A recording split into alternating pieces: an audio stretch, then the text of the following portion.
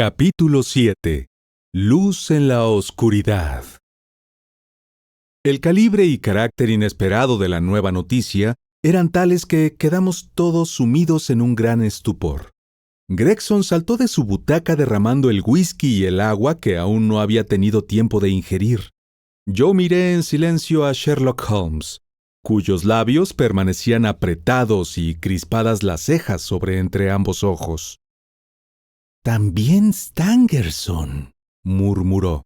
«El asunto se complica». «No era antes sencillo», gruñó Lestrade allegándose a una silla. «Por cierto, me da en la nariz que he interrumpido una especie de consejo de guerra». «¿Está usted seguro de la noticia?», balbució Gregson. «Vengo derecho de la habitación donde ha ocurrido el percance», repuso. «He sido precisamente yo el primero en descubrirlo». «Gregson acababa de explicarnos qué piensa del caso», observó Holmes.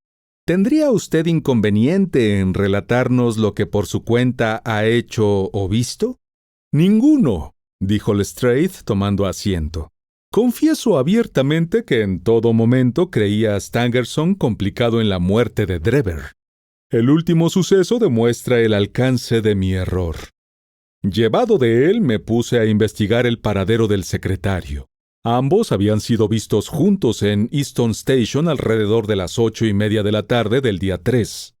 A las 2 de la mañana apareció el cuerpo de Drever en la calle Brixton. Era por tanto cuestión de averiguar qué había hecho Stangerson entre las 8:30 y la hora del crimen, y hacia dónde conducían sus pasos ulteriores.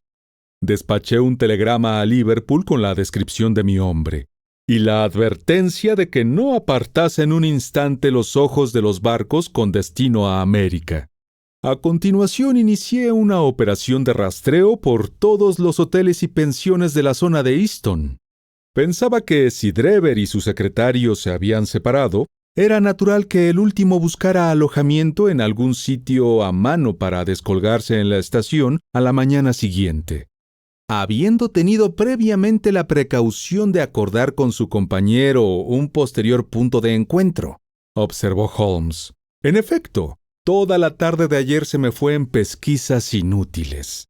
Esta mañana me puse a la tarea muy temprano y a las 8 estaba ya plantado a la puerta del Halliday's Private Hotel, en la calle Little George.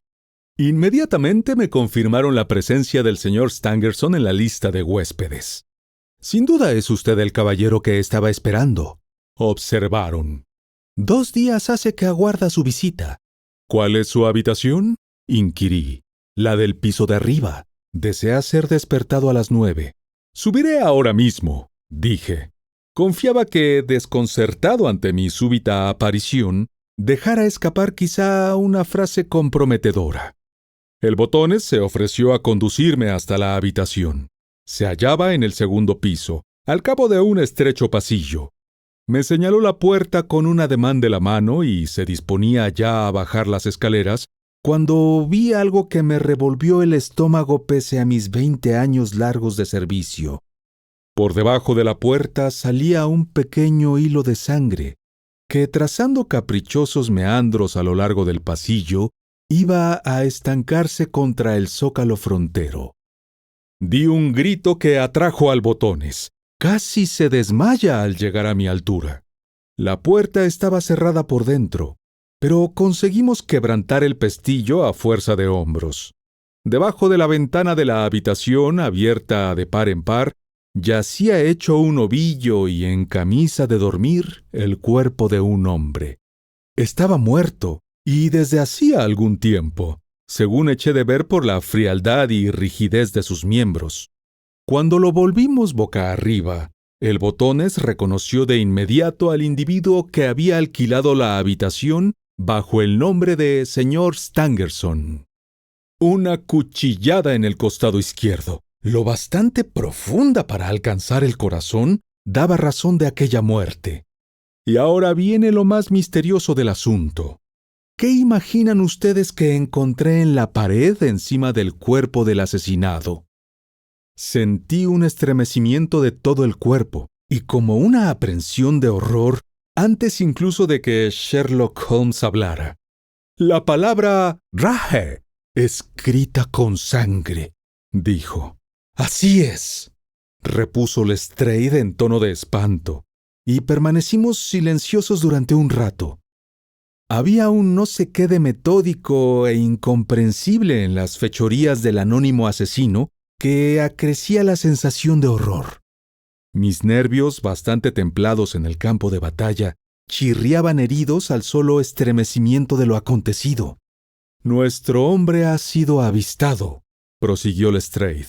«Un repartidor de leche, camino de su tienda, acertó a pasar por la callejuela que arranca de los establos contiguos a la trasera del hotel. Observó que cierta escalera de mano, generalmente tendida en tierra, estaba apoyada contra una de las ventanas del segundo piso, abierta de par en par. Al cabo de un rato volvió la cabeza y vio a un hombre descendiendo por ella. Su actitud era tan abierta y reposada que el chico lo confundió sin más con un carpintero o un operario al servicio del hotel. Nada, excepto lo temprano de la hora, le pareció digno de atención. El chico cree recordar que el hombre era alto, tenía las mejillas congestionadas e iba envuelto en un abrigo marrón. Hubo de permanecer arriba un rato después del asesinato, ya que hallamos sangre en la jofaina donde se lavó las manos y huellas sangrientas también en las sábanas, con las que de propósito enjugó el cuchillo. Miré a Holmes, impresionado de la semejanza existente entre la descripción del criminal y la adelantada antes por él. La euforia o la vanidad estaban, sin embargo, ausentes del rostro de mi amigo. ¿Y no ha encontrado a usted en la habitación nada que pudiera conducirnos hasta el asesino?, preguntó. En absoluto. Stangerson tenía en el bolsillo el portamonedas de Drever, cosa por otra parte natural, ya que hacía todos los pagos. Contamos 80 y tantas libras, las mismas que portaba antes de ser muerto. De los posibles móviles del crimen hay que excluir desde luego el robo. No había en los bolsillos documentos ni anotaciones. Fuera de un telegrama fechado en Cleveland, un mes antes más o menos, con la siguiente leyenda: J.H. se encuentra en Europa. El mensaje no traía firma. ¿Nada más?, insistió Holmes. Nada importante. Había sobre la cama una novela que debió leer antes de dormirse, una pipa en una silla adyacente, un vaso de agua posado sobre la mesita de noche, y en el antepecho de la ventana una menuda caja de pomada con 2 píldoras dentro. Sherlock Holmes saltó de su asiento, presa de un júbilo extraordinario. «Me han facilitado ustedes el último eslabón», exclamó jubiloso. «El caso está cerrado». Los 2 detectives le dirigieron una mirada llena de pasmo. «Tengo ahora entre las manos», añadió con aplomo mi compañero, «los hilos que componen esta complicada madeja. No sabría ciertamente dar cuenta de todos los detalles, pero cuanto de importante ha sucedido desde la separación de Drever y Stangerson en la estación hasta el descubrimiento del segundo cadáver, se me revela casi con la nitidez de lo efectivamente visto. Les haré una demostración de eso que digo. ¿Podría agenciarse las píldoras?» «Las traigo conmigo», repuso Lestrade, dejándonos ver una pequeña caja blanca. Hice acopio de ellas junto al portamonedas y el telegrama, para ponerlas después a buen recaudo en la comisaría. Están aquí de milagro, ya que no les atribuyo la menor importancia. «Deme esas píldoras», exclamó Holmes, y a continuación, volviéndose hacia mí, añadió: «Díganos, doctor, ¿son estas comprimidos de uso corriente?» Ciertamente no lo eran. De un gris nacarado, pequeños, redondos, se tornaban casi transparentes vistos al trasluz. De su transparencia y ligereza concluyo que son solubles en agua, observé. «Exactamente», repuso Holmes. «Tendría ahora la bondad de bajar al primer piso y traer a ese pobre terrier hace tiempo enfermo, al que ayer pretendía el ama de llaves que usted librase por fin de tanto sufrimiento». Descendí al primer piso y tomé al perro en mis brazos. La respiración difícil y la mirada vidriosa anunciaban una muerte próxima. De hecho, por la nieve inmaculada de su hocico, podía colegirse que aquel animal había vivido más de lo que es costumbre en la especie canina. Lo posé sobre un cojín encima de la alfombra. «Partiré en dos una de estas píldoras», anunció Holmes y, sacando su cortaplumas, hizo verdad lo que había dicho. «Devolveremos la primera mitad a la caja, con el propósito que después se verá. La otra mitad voy a colocarla en esta copa de vino, donde he vertido un poco de agua. Pueden ustedes apreciar que nuestro amigo el doctor llevaba razón, y que la pastilla se disuelve en el líquido». «No dudo que todo esto es fascinante», terció Lestrade en el tono herido de quien sospecha estar siendo víctima de una broma. «Pero, ¿qué demonios tiene que ver con la muerte de Joseph Stangerson?» «Paciencia, amigo mío, paciencia. Comprobará a su tiempo hasta qué punto no es solo importante, sino esencial. Bien, ahora añado a la mezcla unas gotas de leche que la hagan sabrosa, y se las doy a beber al perro, que no desdeñará el ofrecimiento». En efecto, el animal apuró con ansiedad el mejunje, que mientras hablaba, había vertido Holmes en un platillo y colocado después delante suyo. La actitud de mi amigo estaba revestida de tal gravedad que todos impresionados permanecimos sentados en silencio y con la mirada fija en el perro, a la espera de algún acontecimiento extraordinario. Ninguno se produjo, sin embargo. El terrier permaneció extendido sobre el cojín, batallando por llenar de aire sus pulmones. Ni mejor ni peor que antes de la libación. Holmes había sacado su reloj de bolsillo, y conforme pasaba el tiempo inútilmente, una grandísima desolación se iba apoderando de su semblante. Se mordió los labios, aporreó la mesa con los dedos y dio otras 1000 muestras de aguda impaciencia. Tan fuerte era su agitación que sentía auténtica pena. Al tiempo que los dos detectives, antes jubilosos que afligidos por el fracaso que eran testigos, sonrían maliciosamente. «No puede tratarse de una coincidencia», gritó al fin saltando de su asiento y midiendo la estancia a grandes y frenéticos pasos. «Es imposible que sea una pura coincidencia. Las mismas píldoras que deduje en el caso de Drever aparecen tras la muerte de Stangerson, y sin embargo son inofensivas. ¿Qué diantre significa ello? Desde luego no cabe que toda mi cadena de inferencias apunte en una falsa dirección. ¡Imposible! Y aún así esta pobre criatura no ha empeorado.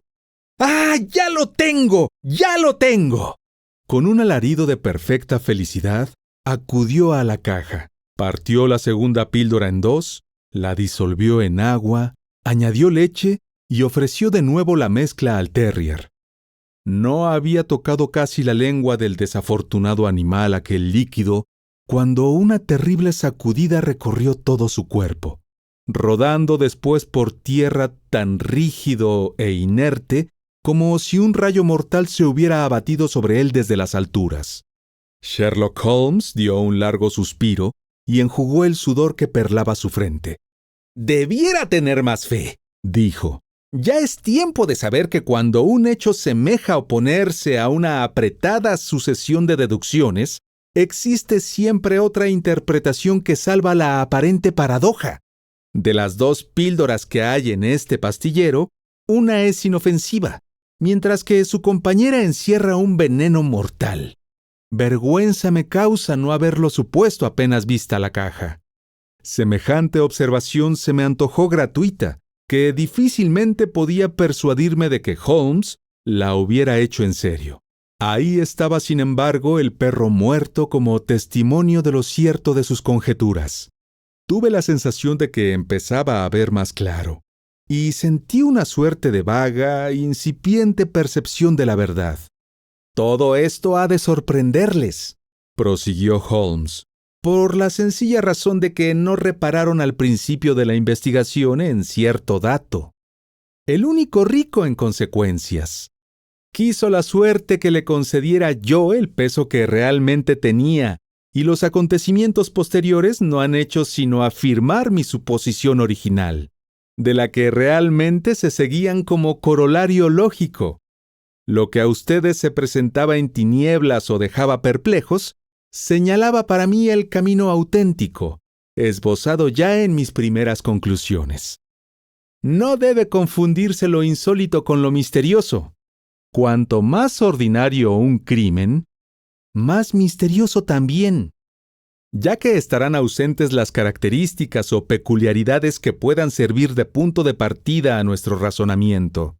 El asesinato hubiera resultado infinitamente más difícil de desentrañar si llega a ser descubierto el cadáver en la calle, y no acompañado de esos aditamentos sensacionales y outrés, los que le conferían precisamente un aire peculiar. Los detalles extraordinarios, lejos de estorbar esta investigación, han servido para facilitarla. El señor Gregson, que había atendido a la alocución dando muestras de considerable impaciencia, no pudo al fin contenerse. «Mire usted, señor Holmes», dijo, «no necesita convencernos de que es usted un tipo listo, ni de que sigue métodos de trabajo muy personales. Sin embargo, no es este el momento de ponerse a decir sermones o ventear teorías. La cuestión es atrapar al criminal. Hice mi propia composición del lugar, al parecer equivocadamente. El joven Carpentier no ha podido estar implicado en el segundo asesinato. Lestrade ha escogido a Stangerson, enfilando también, por lo que se ve, una ruta desviada. Usted, sin embargo, según lo demuestran algunas observaciones aisladas, acumula mayor conocimiento sobre el caso que nosotros, habiendo llegado el momento, creo, de que nos diga de una vez y por lo derecho lo que sabe. ¿Le consta ya el nombre del asesino? He de sumarme por fuerza a la petición de Gregson, observó Lestrade. Ambos hemos hecho cuanto estaba en nuestras manos, y los dos hemos fracasado. Le he oído decir a usted, desde que estoy en esta habitación, que contaba ya con todos los datos precisos. Espero que no los tenga ocultos por más tiempo. Cualquier tardanza en el apresamiento del asesino, tercié yo, podría darle opción a una nueva atrocidad. Ante nuestra insistencia, Holmes dio muestras de vacilar. Continuó midiendo el aposento a grandes pasos, con la cabeza hincada en el pecho y las cejas fruncidas, señales que en él denotaban un estado de profunda reflexión. «No habrá más asesinatos», dijo al fin, parándose en seco y mirándonos a la cara. «Tal posibilidad queda descartada. Me preguntan ustedes si conozco el nombre del asesino. La respuesta es sí. Ello, sin embargo, poco significa comparado con la tarea más complicada de ponerle las manos encima. Espero hacerlo pronto y a mi manera, pero es asunto delicado, ya que hemos de vérnoslas con un hombre astuto y desesperado al que presta ayuda, como he podido comprobar, un cómplice de prendas no menos formidables. Mientras el asesino desconozca que alguien le sigue la pista, existe la posibilidad de atraparlo.